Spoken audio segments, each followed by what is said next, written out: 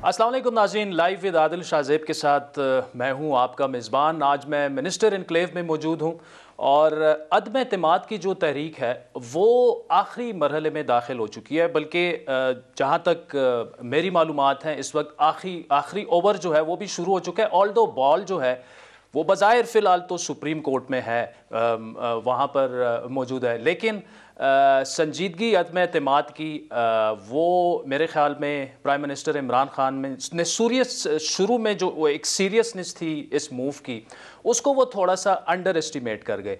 अब क्या काफ़ी देर हो चुकी है। वैसे तो politics is art of possibilities, लेकिन जिस तरह से अपोजिशन ने 3 डिफरेंट लेयर्स में बड़ी एक शार्प सी स्ट्रेटजी अदम एतमाद की वो सामने लेके आए, तो इस वक्त हालात ऐसे बन चुके हैं कि एक बड़ी आला हुकूमती शख्सियत ने मुझसे ये कहा कि अब सिर्फ ऊपर से कोई मौजज़ा ही हुकूमत को बचा सकता है। ऊपर से उनकी क्या मुराद है, इस पर वो थोड़ा सा मुस्कुराए भी, लेकिन कुछ सवाल, बड़े संजीदा सवालात जो हैं वो अपोजिशन से भी बनते हैं। व्हाट इफ़ अगर अदम एतमाद कामयाब हो जाती है तो हम अपोजिशन से बार बार ये पूछ रहे हैं कि आपका प्लान क्या होगा। पाकिस्तान की फॉरेन पॉलिसी, इकोनॉमी की जो स्टेट है वो हमारे सामने है, इन्फ्लेशन बढ़ती जा रही है, अनएम्प्लॉयमेंट है, लेकिन हमें कोई संजीदा जवाबात उसके नहीं मिल रहे। हमें यही कहा जा रहा है कि फ़िलहाल हम इमरान खान को घर भेज लें, उसके बाद जो है हम बैठ के आपस में तय करेंगे। तो क्या ऐसा तो नहीं होगा कि खुदा न खास्ता मुल्क जो है वो एक अनारकी की तरफ या अदम इस्तेकाम की तरफ जा सकता है, क्योंकि ये अपोजिशन जमातें ऐसी हैं कि इनकी एक तल्ख तारीख़ भी रही है, स्पेशली मुस्लिम लीग नून की और पीपल्स पार्टी की। ऑल्दो वो आज एक पॉइंट 1 पॉइंट एजेंडे पे मुतफिक हैं कि वज़ीर-ए-आज़म इमरान खान को जो है वो घर भिजवाना है। अब इन सारे सवालात के जवाबात एक ही शख्स दे सकता है, जो कि इस वक्त मरकज़ निगाह भी है और पाकिस्तानी सियासत का महवर भी हैं। He is been very kind, उन्होंने आज हमें टाइम दिया, लीडर ऑफ द अपोजिशन, और अभी से उनको लोगों ने the prime minister in waiting भी बुलाना शुरू कर दिया है। शहबाज शरीफ साहब, thank you so much sir. बहुत शुक्रिया आदिल शाहज़ेब साहब। Thank you sir. खरीद से आप, शुक्रिया आपने बुलाया। सर आपने इब्तदाई में जो कहा कि बॉल सुप्रीम कोर्ट में जा चुका है, मैं समझा आप ये कह रहे हैं कि बॉल टेम्परिंग हो रही है हुकूमती ईवानों में। नहीं सर, बॉल टेम्परिंग तो वैसे शहबाज शरीफ साहब अगर हो रही है आपके ख्याल में, उस पर तफसीली हम गुफ्तगू करेंगे, लेकिन पहला सवाल एज ए पाकिस्तानी वो मेरा आपसे ये है कि चले लेट्स अज्यूम कि अदम एतमाद कामयाब हो जाती है, अभी तक कोई कंक्रीट प्लान आप लोगों की तरफ से कि इकोनॉमी को कैसे चलाएंगे, फॉरेन पॉलिसी को कैसे चलाएंगे, ये पाकिस्तानी अवाम के सामने आना चाहिए। देखें, ये बात आपकी बिल्कुल बजा है और वक्त की आवाज़ है, इसमें कोई शक नहीं। लेकिन फ़र्स्ट स्टेप ज़ाहिर है कि अदम एतमाद, और वो अल्लाह ताला के फज़ल व करम से अगर कामयाब हो जाता है तो आज चूँकि आपने इसके ऊपर बहुत ज़ोर दिया कि उसके बाद क्या प्लान है, तो मैं उसके जो ब्रॉड कंटोर्स जो हैं वो आपको मैं भी बता देता हूँ। यही सुनना चाहते हैं आपसे। सबसे पहली बात यह है कि अपनी पाकिस्तान के अंदर जो एक मैन मेड जो महंगाई है, बहुत हद तक कुछ अवामिल भी हैं, इसमें कोई शक नहीं, लेकिन इस महंगाई में हुकूमत का अपना बहुत बड़ा हाथ है। मुझे बताएं कि किस हकीम ने कहा था इनको, या ये कौन सी बैनुल-अक़वामी साजिश का हिस्सा था कि आप बग़ैर समझे सोचे अपने लाखों टन आप चीनी के जो स्टॉक्स हैं उनको एक्सपोर्ट कर दें, और जो प्रॉफिटेयर्स हैं उनको विंडफॉल प्रॉफिट करने दें अरबों रुपए का, फिर इस गरीब मुल्क का बहुत कीमती ज़र मुबादला आप उसको वेस्ट कर दें दोबारा चीनी इंपोर्ट करने में, और महंगी चीनी गरीब आदमी को दें। रमज़ान शरीफ की आमद है माजी में जो रमज़ान शरीफ गुज़रे हैं, आपने देखा होगा किस तरह ख़वातीन तपती धूप में खड़ी हैं लाइनों में 1 किलो चीनी की वो लेने के लिए। ये कभी ऐसा मंजर देखती आंखें पहले कभी नहीं देखा था। फिर इसी तरह गंदम आपने एक्सपोर्ट कर दी, बाद में फिर आपने गंदम इंपोर्ट की।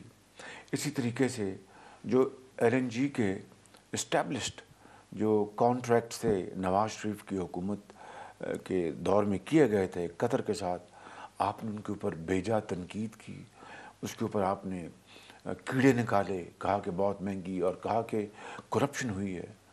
और फिर आपने देखा कि जब स्पॉट मार्केट में गैस $3 थी, इन्होंने इंपोर्ट नहीं की, और आज मार्केट $50 पर जा पहुंची है पर यूनिट गैस की।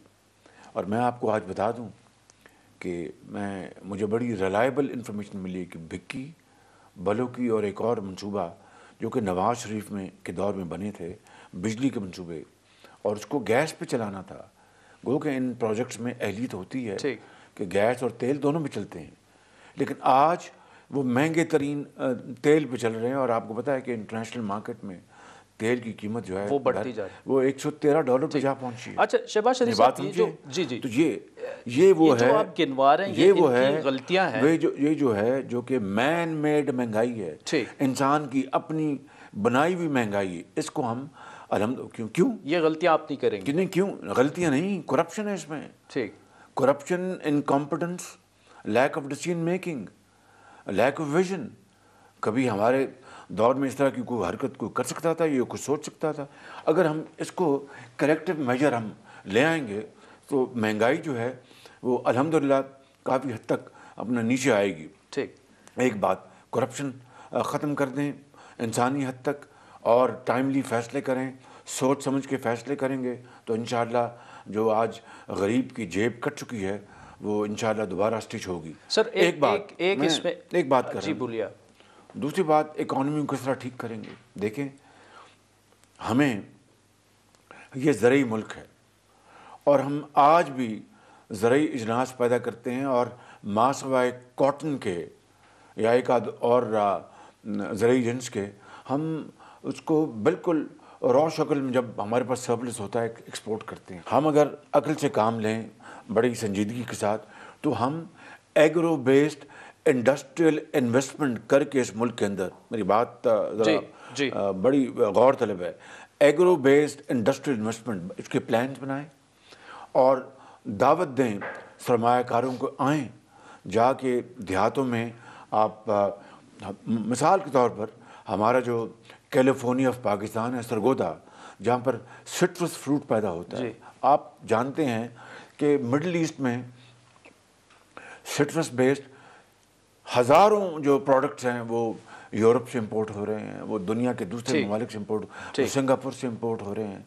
और पाकिस्तान जो कि नेक्स्ट डोर है गल्फ स्टेट्स के, हम hardly were able to export. अच्छा सर, एक छोटा सा सवाल यहाँ पे मैं पूछूंगा, ब्रॉड कंटूर्स हैं, और वो ये है कि IMF के साथ जो मुआहदा हुआ उस पर अच्छी खासी कड़ी तनकीद की आप लोगों ने, उसका क्या करेंगे? ख़त्म कर देंगे? रिव्यू नहीं हो?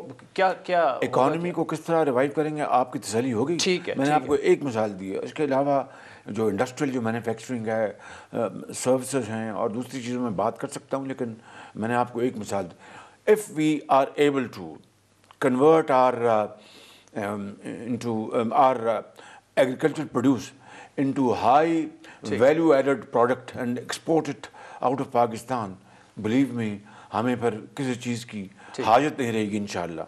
अब ये बात IMF की बात देखिए, IMF के साथ स्टेट ऑफ पाकिस्तान ने एक एग्रीमेंट किया है, तो और मैं समझता हूँ कि IMF ने हमारी मुश्किलें कस दी हैं, और हमारे जो आने वाली नस्लें हैं उनको भी इस मुआहदे की रूह से उनको भी मॉर्टगेज कर लिया है। तो मैं समझता हूँ कि ये एक पाकिस्तान की जो नेशनल इंटरेस्ट है, ये मुआहदा की बात शकें उसके ख़िलाफ़ हैं।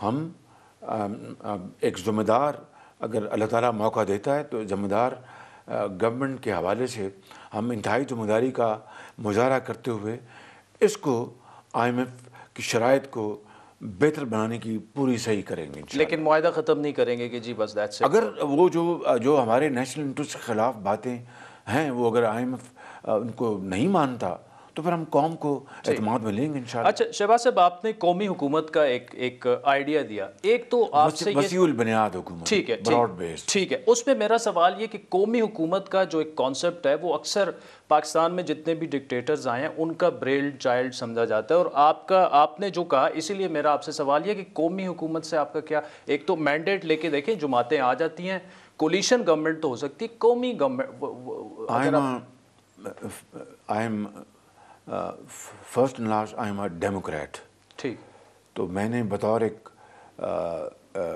جمہوریت پسند سیاستدان کے وسیع البنیاد حکومت کی بات کی ہے، ناٹ ایز اے ڈکٹیٹر۔ تو مجھے نہیں یاد کہ کس ڈکٹیٹر میں قومی حکومت تشکیل دی گئی، وہ تو کنگز پارٹی بنا کرتی تھی سر، یہ آئیڈیا جو کبھی کبھار فلوٹ کروا دیتے ہیں، میں عرض کر رہا ہوں نا، کنگز پارٹی بنا کرتی تھی، اس کی ایک نہیں کئی مثالیں ہیں۔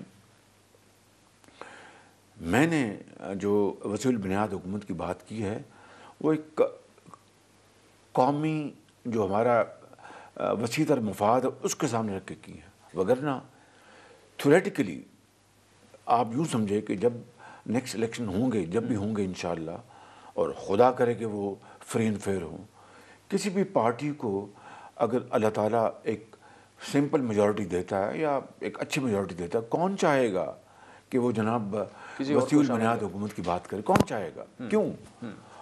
وہ اس پارٹی کے خود الیکٹڈ لوگ اور پارٹی کے زعماء کہیں گے نا، آپ کیا کر رہے ہیں، ہمیں اللہ نے موقع دیا ہے ایک میجورٹی کا، ہم اپنی حکومت بنائیں گے۔ ہمیں کس حکیم نے کہا کہ جناب آپ وسیع البنیاد حکومت کی بات کریں؟ ایک اس بات کو اچھی طرح سمجھ لیں، جی، میں جس وسیع الحکومت کی بات کر رہا ہوں وہ اس نظریے سے کر رہا ہوں، ایسا نہیں کہ ہم اگر لارجسٹ پارٹی ہوں مگر ہمیں میجورٹی نہیں ہے، میں اس صورت گری کی بات نہیں کر رہا، میں بات کر رہا ہوں کہ اگر اللہ تعالیٰ ہمیں موقع دیتا ہے، ایک میجورٹی ہماری بنتی ہے، تو میں اس کے باوجود بھی کہتا ہوں کہ وسیع البنیاد حکومت بنائی جائے، کیونکہ under these dire circumstances, I think the most challenging circumstances Pakistan is probably passing through in its history، in challenges کا مقابلہ کرنے کے لیے ہمیں اجتماعی بصیرت کی ضرورت ہے، اجتماعی مشاورت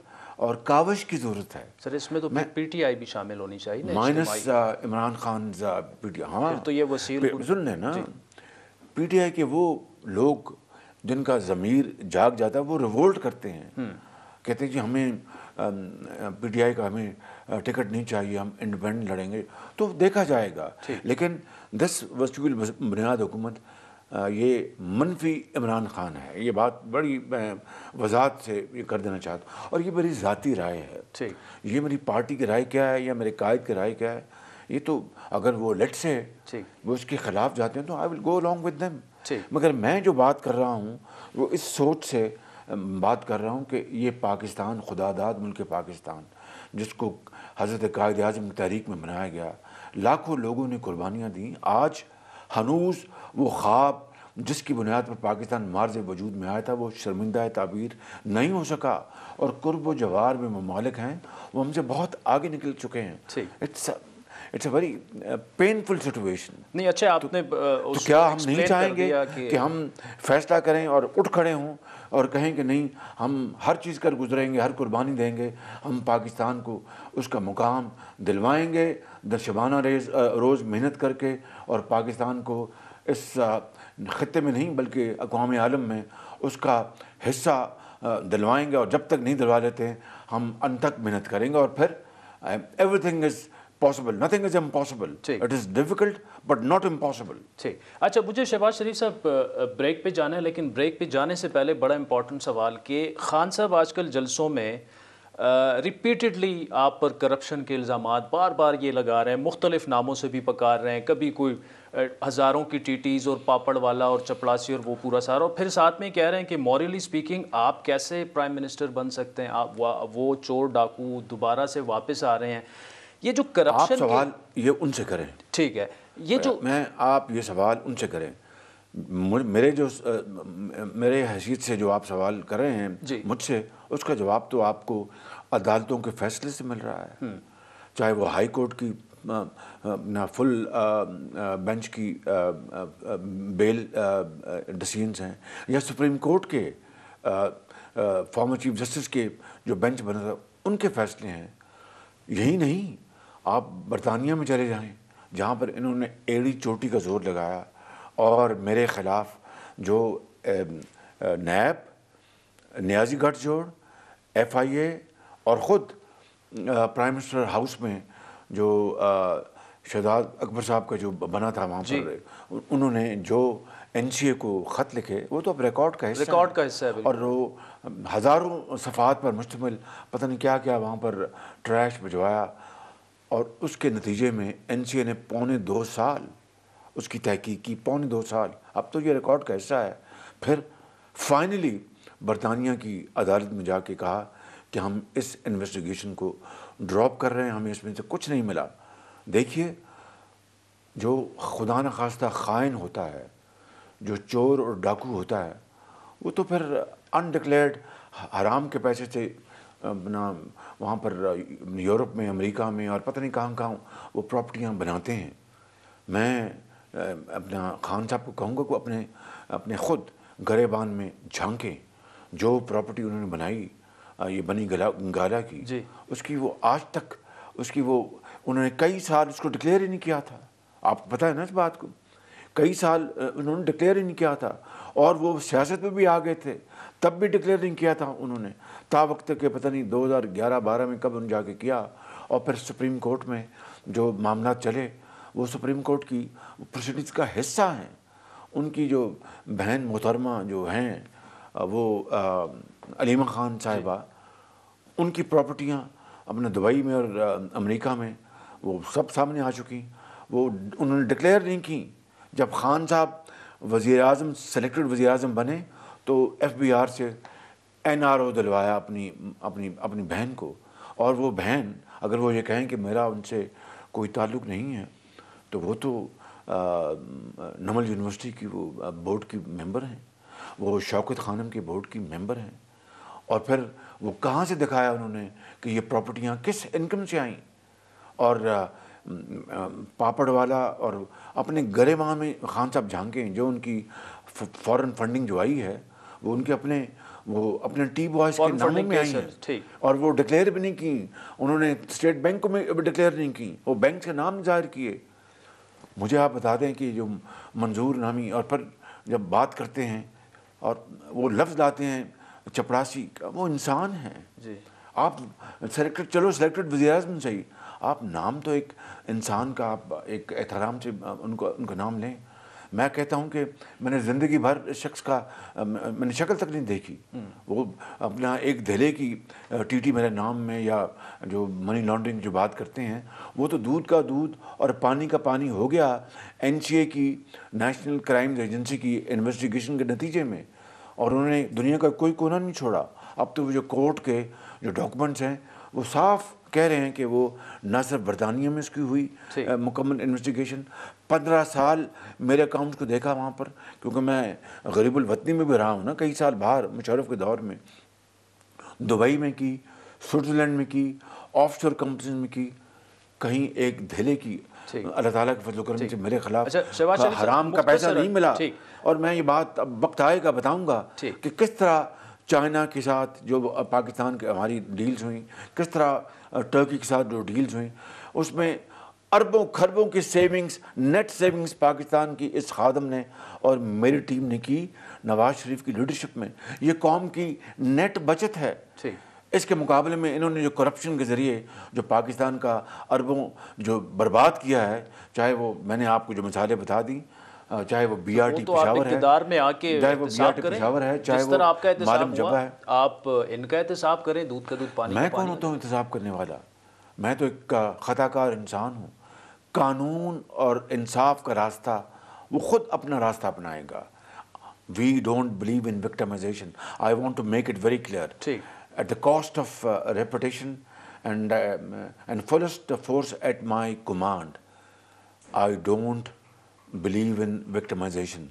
Mian Nawaz Sharif doesn't believe in victimization. Yes, we respect the course of law and justice. That will take its own course. Shahbaz शरीफ साहब, एक मुख्तसर सी ब्रेक लेते हैं नाज़रीन, और फिर लीडर ऑफ द अपोजिशन से ये इंटरेस्टिंग चिट चैट जो कि आगे जाके और इंटरेस्टिंग होनी है वो जारी रहेगी। हमारे साथ रहिए।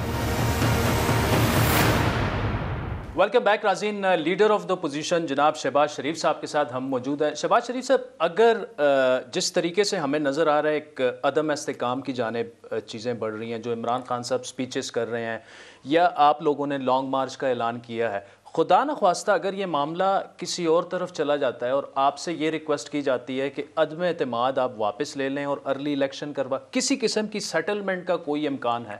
देखिए जी, अदम एतमाद की जो तहरीक है ये हमारी तहरीक नहीं, ये 22 करोड़ अवाम की तहरीक है जी। ये उनकी जो दिली उनकी जो उनकी ख्वाहिशात और उनकी जो मुतालबा है, ये उसके नतीजे में हमने की है।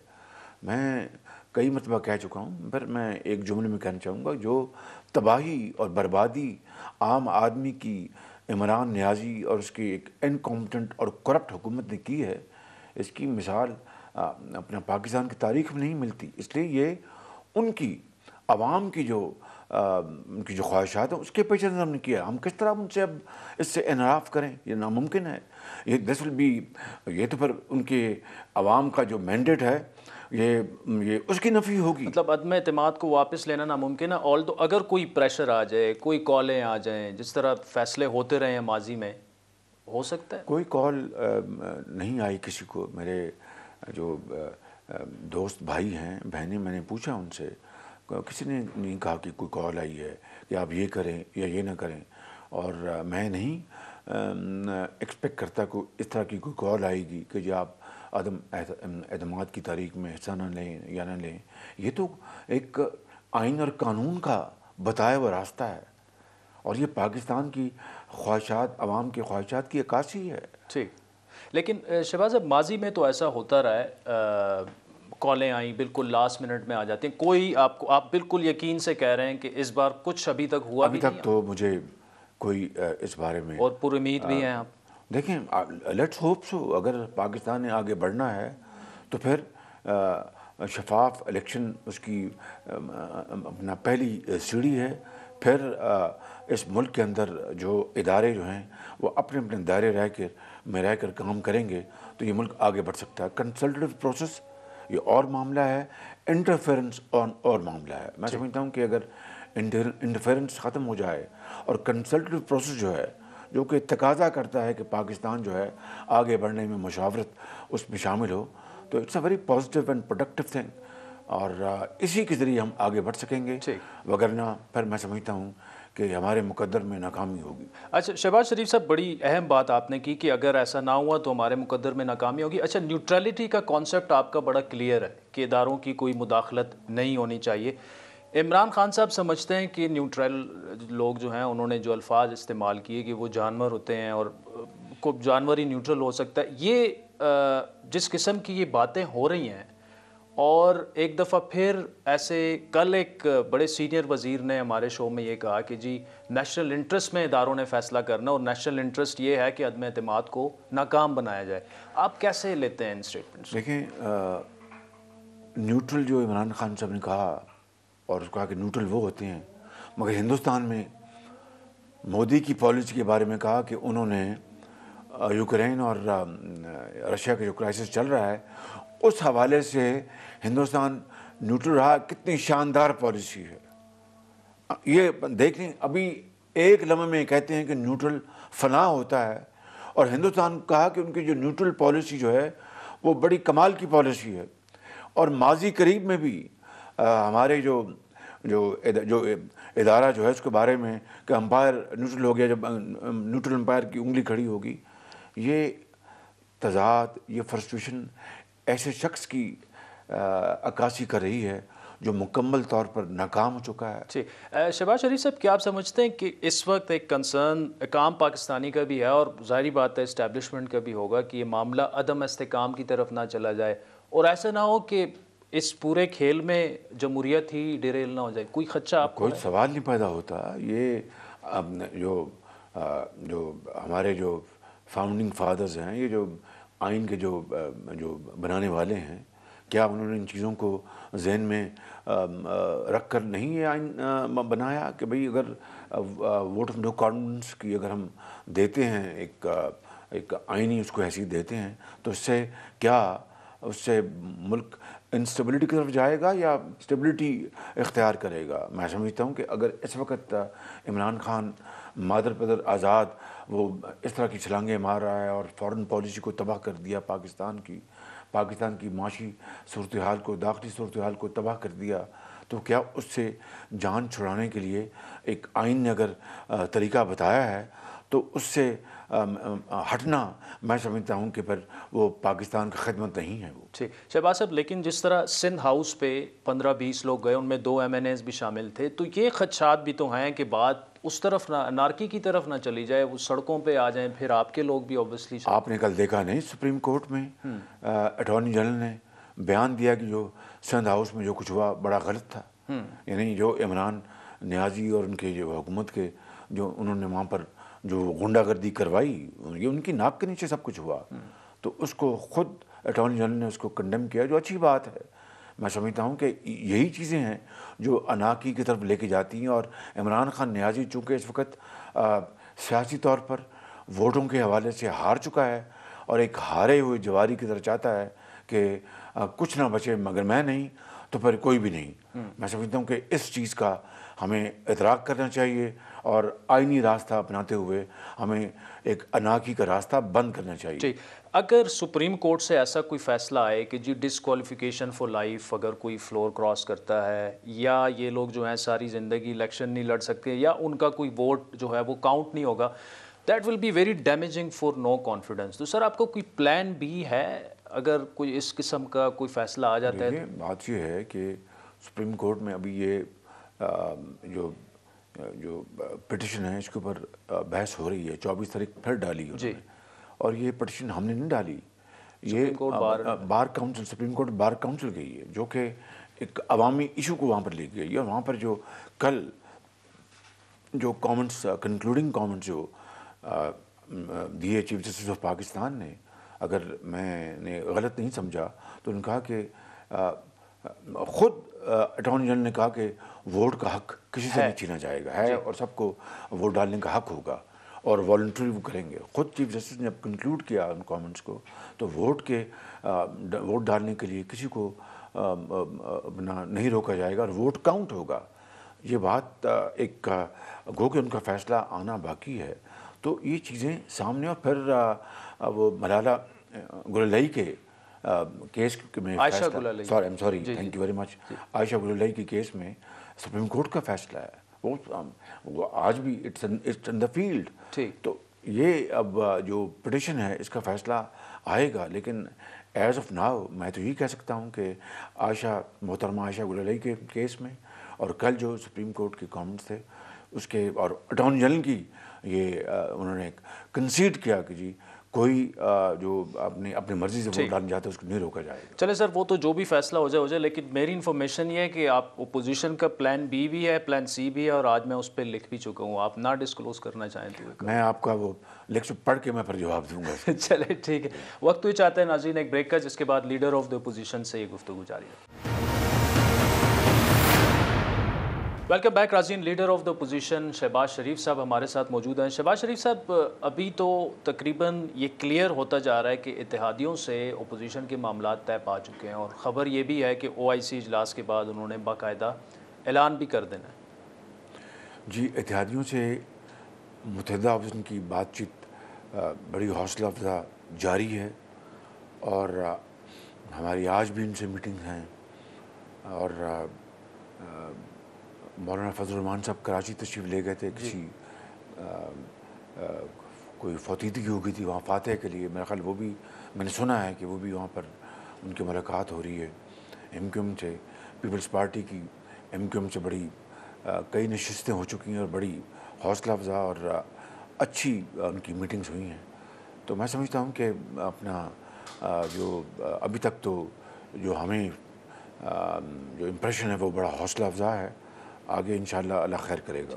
MQM اور پیپلز پارٹی کی معاملات سنائیں کہ آپ اور مولانا صاحب اس میں ایز اے گارنٹر آئیں اور معاملات۔ نہیں، میں ان کی آپس میں ڈائریکٹ بات چیت ہوئی ہے پیپلز پارٹی کی زعما کی اور ایم کیو ایم کی، اور ان کے آپس میں معاملات طے پا گئے ہیں، اور دونوں آنریبل اینٹیٹیز ہیں۔ پیپلز پارٹی کے لوگ بڑے آنریبل ہیں، ایم کیو ایم کے آنریبل لوگ ہیں، وہ انشاءاللہ اس کو اپنے they will honour their commitment in letter and spirit, اور اس میں ہماری اگر کسی اسسٹنٹ کی ضرورت ہے ہم حاضر ہیں بالکل۔ ٹھیک، مسلم لیگ کاف سے آپ کے بھی معاملات طے پا گئے ہیں اور چودھری پرویز الہی صاحب کو آپ ایز اے سی ایم پنجاب ابھی ایکسیپٹ کر رہے ہیں؟ ان سے بات چیت چل رہی ہے، ٹھیک، گفتگو ہماری ہو رہی ہے، اور مجھے امید ہے کہ انشاءاللہ ہم کسی اچھے پولیٹیکل سیٹلمنٹ پہ پہنچ جائیں گے انشاءاللہ۔ پرویز الہی صاحب ایکسیپٹیبل ہیں آپ کے لیے ایز اے سی ایم پنجاب؟ میں نے گزارش کی کہ ہم امید ہے کہ ہم کسی فیصلے پر پہنچ جائیں گے انشاءاللہ۔ شہباز شریف صاحب، اس کے بعد کیا ہوگا؟ ابھی یہ تو ہمیں اندازہ ہے کہ تقریباً تمام اپوزیشن کی جماعتیں جو ہیں آپ پر ان کا اتفاق ہے بطور پرائم منسٹریل کینڈیڈیٹ، لیکن یہ بھی کہا جا رہا ہے کہ جی عارف علوی کے خلاف مواخذہ ان کا ہوگا، صدر کون بنے گا، چیئرمین سینٹ کا بھی کہا جا رہا ہے۔ اب یہ ساری باتیں یا تو کہیں نہ جائیں اور یا ان کا حل بھی بتا دیا جائے کہ ہم ایگری کر چکے ہیں، کیونکہ دیکھیں یہ ساری جماعتیں جو ہیں بڑی تلخ ایک سیاسی ان کی ایک ہسٹری بھی رہی ہے، پیپلز پارٹی کی اور آپ کی، پھر پی ڈی ایم میں جو کچھ ہوا ہم نے دیکھا، یہ تو آپ کیسے ری ایشور کروائیں گے؟ یہ آپ سوال شروع آغاز میں بھی آپ نے کیا تھا تو میں نے اس کا جواب دیا تھا۔ دیکھیں اس میں کوئی شک نہیں کہ یہ سب پولیٹیکل پارٹیز ہیں اور ان کا پورا حق ہے کہ وہ اپنی اپنی بات کریں، تلخیاں بھی ہوتی رہتی ہیں، مگر کل کے مخالف آج کے دوست ہوتے ہیں سیاست میں، آج کے دوست کل کے مخالف ہوتے ہیں، لیکن جب ملک و قوم کا معاملہ آن پڑے اور قومی وحدت کے اوپر چیلنجز آ جائیں تو پھر اس کا تقاضا یہ ہوتا ہے کہ سب اکٹھے ہو کر ایک قوم کے لیے وہ کام کریں۔ اگر زرداری صاحب اور مولانا صاحب میں ٹائی پڑ جاتی ہے صدارت کے لیے، آپ کس طرف جائیں گے؟ جو ٹائی تو میں نے پہنی ہوئی ہے وہ والی ٹائی اگر ہو جائے انشاءاللہ آپ فکر نہ کریں، جب ٹائی کو نوٹ کیا جائے نا تو اس کو پھر کھولنے کے لیے اس کو ان نوٹ کیا جائے تو اور مولانا صاحب یہ بھی کہہ سکتے ہیں شہباز صاحب آپ پی ایم بن کے ٹائی نہ پہنیں گے کہ میرے لیے رستہ آسان ہو جائے۔ نہیں، وہ بڑے ماشاءاللہ ان کو جو قرآن کریم اور سنت نبوی پر بڑا عبور ہے ان کو، اور وہ بڑے جدید وہ اپنا معلومات رکھتے ہیں اور جدید ان کا نظریہ ہے، اسلام اور قرآن اور سنوں کے اوپر پوری طرح قائم رہ کر حضرت مولانا جو ہیں وہ آج کے دور کے جو مسائل ہیں ان کا حل بخوبی جانتے ہیں۔ سر ان کے لطیفے بھی بڑے جدید ہوتے ہیں شہباز شریف صاحب۔ وقت بھی چاہتا ہے ناظرین ایک بریک کا، جس کے بعد شہباز شریف صاحب سے یہ گفتگو کنٹینیو کریں۔ ویلکم بیک ناظرین، leader of the opposition Shahbaz Sharif sahab ہمارے ساتھ موجود ہیں۔ شہباز شریف صاحب، جب بار بار ہم کہتے ہیں ضمیر جاگ گئے ہیں، یہ ضمیر کیسے جاگے ہیں؟ ادھر تو ضمیر یا پیسوں سے جاگتے ہیں یا ٹکٹ کی آفر سے جاگتے ہیں۔ جس طرح عمران نیازی کنٹینر پر کھڑے ہو کے اپنے جھوٹے اور بلند و بانگ دعوے کر کے لوگوں کو اس وقت کی حکومت اور سیاستدانوں اور طرز سیاست کے خلاف لوگوں کو کنٹینر پر ابھار رہے تھے، یاد ہوگا آپ کو، اور کس طرح بھاشن دے رہے تھے کہ لوگوں کا میں ضمیر جگا رہا ہوں، اگر پٹرول کی قیمت بڑھتی ہے تو وزیر اعظم کرپٹ ہوتا ہے، جی، اگر ڈالر کے مقابلے میں روپے کی قدر کم ہوتی تو وزیر اعظم کرپٹ ہوتا ہے، اور نہ جانے کیا کیا، اور میں اس ملک کے اندر میں مر جاؤں گا، آئی ایم ایف کے پاس نہیں جاؤں گا، مر جاؤں گا، ڈکٹیشن نہیں لوں گا، مر جاؤں گا میں۔ اس وقت ضمیر کو جگایا، آج ان کا اپنا ضمیر مردہ ہو چکا ہے۔ دیکھیں نا آپ، اپنا 100 ڈگری نہیں 360 ڈگری اپنا ٹرن راؤنڈ ہے۔ تو آپ ہارس ٹریڈنگ کو ڈینائی کر رہے ہیں؟ اب ناٹ اونلی ڈینائنگ، کہ سوال پیدا نہیں ہوتا۔ آج جو لوگ اس حکومت کے، اس وزیر اعظم کے خلاف عدم اعتماد ووٹ دینے کے لیے تیار ہوئے ہیں، وہ اپنے ضمیر کی آواز کی بنیاد پر، ٹھیک، اور میں آپ کو ایک واقعہ بتانا چاہتا ہوں. ایک ہماری بہن ہے وجیہ اکرم جو کہ اس پارلیمان کی ممبر ہیں. پرسوں چوتھ اسی سلیکٹڈ وزیر اعظم نے جو اپنا بھاشن دیا کہ میں باپ، پہلے ان کو خچر اور گھوڑے کہا اور کہا کہ اپنا کرپشن ہو رہی ہے اور پیسہ کا گیا، اور پھر کہا کہ میں باپ ہوں اور باپ اپنے بچوں کو واپس بلا رہا ہے کہ واپس آ جائے. تو وہ وجیہ اکرم اور بڑی باوقار خاتون ہے. جی میں نے ان کو کیا انٹرویو، بڑی باوقار خاتون ہے، بڑی آنریبل ایجوکیٹڈ خاتون ہے. ان کے گھر پر عمران نیازی نے دھاوا بلوایا تو باپ بیٹیوں کو گھروں میں دھاوا بلواتا ہے؟ یہ تو مردہ ضمیر کی بات ہے. زندہ ضمیر کبھی اس طرح کی حرکت نہیں کرتا. اسد عمر صاحب کی سٹیٹمنٹ ہے کہ ان کے پاس ثبوت موجود ہیں کہ کراچی میں کس جہاز سے پیسے آئے گئے، ویڈیو ثبوت، اور خان صاحب وقت آنے پہ وہ ریلیز کر دیں گے. اگر انہوں نے ریلیز کر دی اور واقعی ایسا ہوا پھر وہ میں سمجھتا ہوں، میں کہہ چکا ہوں کہ میں بلا خوف تردید کہہ سکتا ہوں کہ ایک دھیلے کی مجھ سے کسی نے نہ اپنا مانگا، نہ کسی نے سوچا، نہ میں نے کبھی سوچا. یہ ضرور ہے کہ یہ ثبوت ہم لے کے آئیں گے عمران خان نیازی کے خلاف. کس طرح بنی گالا میں کرپشن ایک اماجگاہ بن چکا، کس طرح ایک خاتون اور ایک فرد، میں عمران خان کی میں جو بات کر رہا ہوں بڑے ایک بلا خوف تردید کر رہا ہوں. ایک خاتون اس ملک میں ہیں، ان کا ایک ان کے میاں ہیں، کس طرح وہ فرنٹ مین بنے ہیں اور کس طرح کرپشن کہ انہوں نے انبار لگا لی اور دبئی اور کہاں کہاں انہوں نے اسٹیش کی یہ حرام کی پاکستان کی دولت. یہ ثبوت ہم لے کے آئیں گے اور عمران خان کو اور اس کے حواریوں کو پر اپنا منہ دکھانے کے وہ قابل نہیں رہیں گے. میں یہاں پر آپ کے سامنے یہ کہہ رہا ہوں. بالکل. اچھا شہباز شریف صاحب، ایسے بھی تو ہو سکتا ہے کہ آپ نے نہیں، زرداری صاحب نے زیادہ ضمیر جگائے ہوں. یہ ایک لائٹر موڈ میں ایک سوال ہے. دیکھیں کہ ہر کو حق پہنچتا ہے. آپ نے کتنے ایم این ایس کو ٹکٹ آفر کر دیے ہیں؟ دیکھیں میں آپ کو یہ کہہ چکا ہوں کہ عمران نیازی کی جو صورت گری ہے، اس کی پی ٹی آئی کی جو بدترین کارکردگی اور انکمپٹنس ہے اور کرپشن ہے، اب تو پی ٹی آئی کے جو لوگ ہیں وہ عمران نیازی کی ٹکٹ کے ساتھ اگر مفت ان کو وہ 2-2 کروڑ روپے اے ٹی ایم مشینوں سے دلوا دے تب بھی وہ ٹکٹ لینے کو تیار نہیں ہیں، کیونکہ انہوں نے اپنے حلقوں میں جا کے وہ ٹکٹ ہارنے کے لیے نہیں، وہ جیتنے کی غرض سے جا کے وہ کیمپین. ٹکٹ آپ کے خیال میں ہارس ٹریڈنگ کے زمرے میں نہیں آتا؟ لالچ تو ہے.